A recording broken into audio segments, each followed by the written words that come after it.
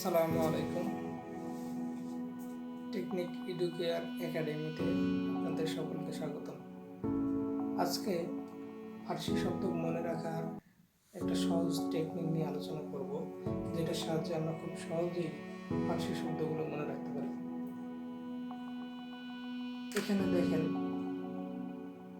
রোজা নামাজ না পড়লে গুনাহর কারণে খোদার দরবারে ফেরেশতারা জবানবন্দি দিয়ে নালিশ করবে বেহেশতের বদলে দোজখের জন্য।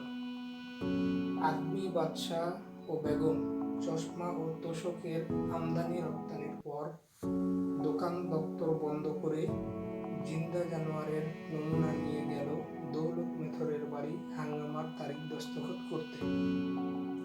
তাহলে এখানে খেয়াল করি, এখানে এই যে রোজা, একটু ফার্সি শব্দ, নামাজ, ও থেকে পয়গম্বর, গুনাহ, খোদা, দরবার, ফেরেশতা, জবানবন্দি, নালিশ, বেহেশত,